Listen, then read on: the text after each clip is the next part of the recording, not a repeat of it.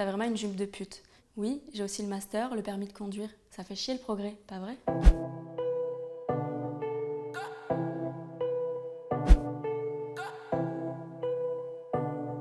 C'est ma règle préférée, parce que même si elle ne fait pas rire l'interlocuteur ou l'interlocutrice, ce qui semble logique, elle doit au moins te faire rire à toi et faire rire les témoins de la situation, par exemple.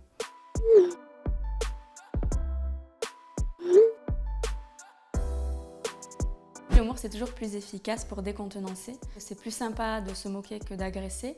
Quand on va agresser avec des mots ou des insultes, on va montrer directement à l'interlocuteur ou l'interlocutrice qu'on est vulnérable. Si, par exemple, tu as besoin, toi, de faire sortir ta colère et de t'énerver et d'insulter, soit tu peux le faire, mais ça va engrener la situation un petit peu. Si tu as envie de clore la discussion, il vaut mieux ne pas agresser. Si quelqu'un vous dit « tu es très compétente », surtout pour une femme, là, tu vas pas lui répondre « ouais, espèce de connard ». Non, tu vas lui dire « eh bien, quand tu m'arriveras à la cheville, tu pourras faire mes lacets ».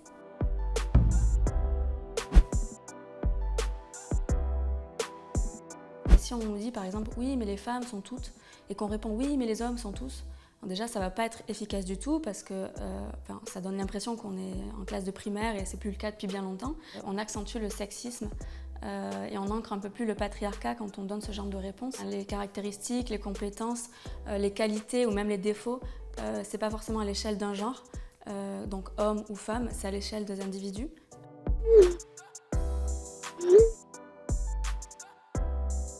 On évite de faire du body shaming. Il y a une grosse facette du sexisme ordinaire qui s'attaque au physique des femmes. Donc l'idée, c'est de ne pas forcément renvoyer la balle sur le physique des hommes.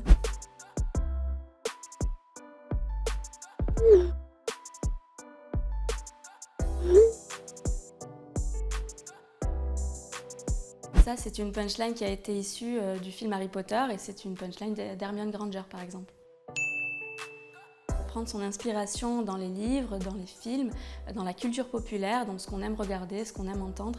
Il y a beaucoup de punchlines dans tout ça, mine de rien, même si on s'en rend pas compte. Moi, ma technique, elle est très basique, c'est que je vais sur Google Images et je tape mon mot-clé ou mon film ou ce genre de choses et je regarde ce qui peut sortir un petit peu et ensuite je vais chercher plus loin, ah ben tiens, il y a tel film, je vais aller chercher les citations de films, etc. On peut choisir de rebondir sur un mot-clé qui fait présent de la remarque sexiste initiale pour en sortir un synonyme, un homonyme ou le champ lexical par exemple. Ça aide beaucoup quand on est en manque d'inspiration.